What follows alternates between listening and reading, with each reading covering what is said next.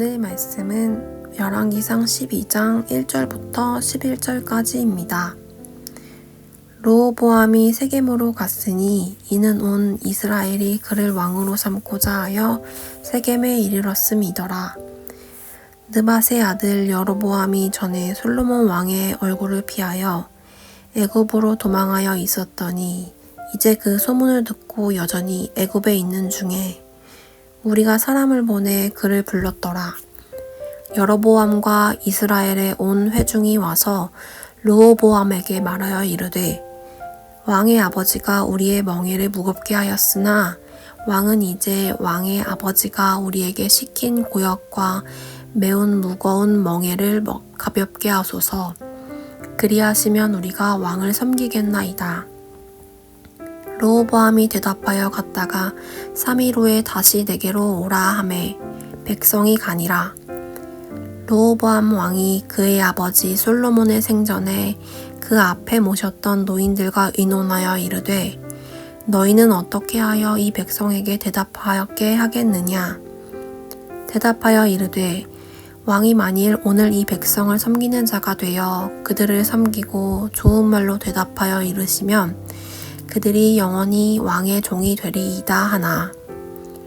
왕이 도인들이 자문하는 것을 버리고 자기 앞에 모셔있는 자기와 함께 자라난 어린 사람들과 의논하여 이르되 너희는 어떻게 자문하여 이 백성에게 대답하게 하겠느냐. 백성이 내게 말하기를 왕의 아버지가 우리에게 매운 멍에를 가볍게 하라 하였느니라.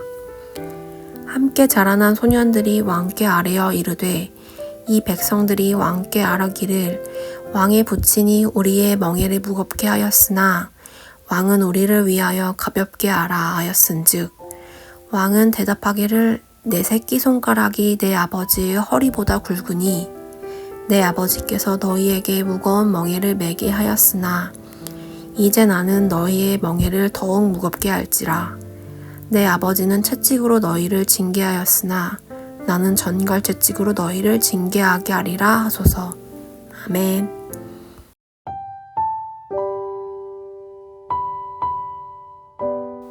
왕위가 바뀔 때마다 반란이 일어나는 것은 자주 일어났던 현상이라고 합니다. 하지만 오늘 말씀의 내용은 그저 반복된 역사와 정치적인 내용을 보여주려 하는 것이 아니라 이스라엘이 왜 분열될 수밖에 없었는지를 모든 이들에게 보여주려 하는 것만 같습니다. 솔로몬의 아들 르호보암은 여로보암이 솔로몬을 피해 애굽으로 도망가 있음을 확인했을 때 백성들이 여로보암을 찾았습니다. 이에 여로보암은 백성들과 함께 르호보암에게로 갔습니다. 여로보암은 자신을 찾아온 백성들과 함께 마지막 기회라는 심정으로 르호보암에게 요청했을지도 모릅니다. 그와 백성들이 한 요청은 바로 이것이었습니다. 4절을 3번역으로 읽어드리겠습니다. 임금님의 아버지께서는 우리에게 무거운 멍에를 메우셨습니다. 이제 임금님께서는 임금님의 아버지께서 우리에게 지어주신 중노동과 그가 우리에게 메어주신 이 무거운 멍에를 가볍게 해주십시오. 그러면 우리가 임금님을 섬기겠습니다. 이들이 요청한 것은 자신들의 이익을 위한 것이 아니라 그저 솔로몬이 백성들을 힘들게 했으니 그보다는 더 너그러이 대해줄 것을 요청한 것입니다. 여기서 멍에를 무겁게 했다는 표현 안에는 과도한 징세와 징용과 징병이 있어 그것에 불만이 있었다는 것을 의미합니다. 솔로몬은 너무나 많은 공사를 오랫동안 했기 때문에 필요한 노동과 자금을 백성들로부터 요구했을 것이고 오랜 기간과 과도한 노동이 백성들을 지치고 불만스럽게 만들었던 것입니다. 지혜의 왕이라 불렸던 솔로몬이 결국은 자신의 권력을 더욱 높이 하려 하는 선택들 가운데 백성들의 고통에는 눈먼 왕, 백성들을 불행하게 만드는 왕이 되어버렸음을 의미합니다. 솔로몬이 차친 이방나라와 같은 군림하는 왕이 되어버렸던 것입니다. 솔로몬의 때는 정치적으로 나라가 풍요롭고 또 전쟁으로부터 다소 평안한 나라였던 시절이라 말하지만 정작 그 안에 백성들의 삶은 괴롭고 피폐해져만 갔던 시절이라고 할 수 있는 것이죠. 르호보암은 그런 솔로몬의 모습을 보며 무슨 생각을 했을까요? 지금 르호보암은 백성들이 요구한 첫 번째 요청을 두고 고민하고 있습니다. 그런데 8절을 보면 르호보암은 이미 결정한 마음이 있는 것 같습니다. 그렇지만 일단 솔로몬과 함께했던 솔로몬 정부 시절 그 관리들과 지방 감독들에게 물어봅니다. 솔로몬과 함께 있던 이 노인들은 만약 오늘 당신이 종이 된다면 백성들은 영원히 왕의 종이 될 것이라는 조언을 해줍니다. 이들의 조언은 왕의 권위가 하나님께로부터 온 것이고 그 권위는 하나님 나라 백성들의 복지와 행복을 위한 것이라는 아주 지혜로운 충고였습니다. 그리고 이 조언은 단순히 이들의 요청을 들어주라는 정도가 아니라 솔로몬이 과도하게 징세와 징용을 했던 것을 완화하면 백성들의 마음을 얻을 것이고 또 하나님이 원하시는 섬김의 왕이 될 것이란 말이었습니다. 하지만 8절은 이렇게 기록합니다. 노인들이 자문하는 것을 버리고. 르호보암이 듣기에 이 노인들의 대답은 자신이 원하는 대답이 아니었던 것이었습니다.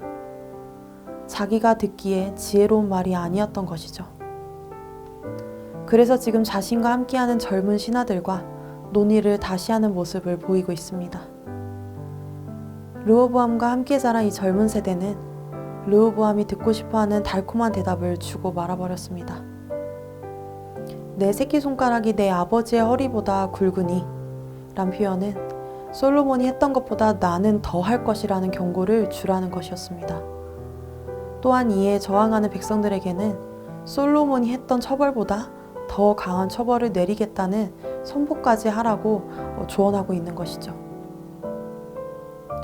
오늘 본문 말씀에서는 르호보암이 이 조언을 듣고 어떻게 행동했는지를 보여주고 있지 않지만 우리는 르호보암이 노인들의 대답을 저버렸다는 것을 통하여서 그가 어떤 선택을 할지 예측할 수 있겠습니다. 그리고 그 선택은 너무나 아쉽고 안타까운 선택이었습니다. 오늘 말씀은 이스라엘 백성이 향할 길을 말해주는 것만 같습니다.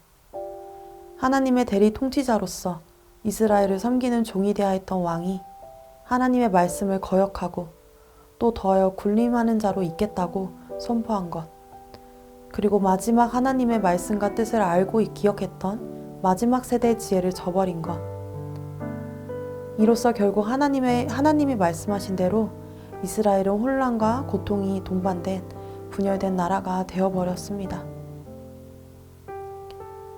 우리는 오늘 말씀을 통하여서 무엇이 지혜인지를 끊임없이 기억해야 합니다. 그리고 그 지혜가 무엇인지 알았다면 우린 그 지혜를 따라 살아야 합니다. 솔로몬은 하나님이 주신 지혜로 이스라엘을 평안하고 풍요롭게 했지만 그는 결국 지혜의 근본이신 하나님을 버렸고 하나님도 그를 떠났다고 말씀은 기록하고 있습니다. 그리고 솔로몬의 아들인 르호보암도 하나님의 말씀과 지혜를 가르쳐주던 마지막 세대의 말을 거절하고 말았습니다. 하나님과 하나님의 말씀이 기준이 되고 최선이 됐어야 했었지만 그렇게 하지 않았습니다. 이들은 왕이라는 위치 이전에 하나님의 백성인 것을 잊었습니다.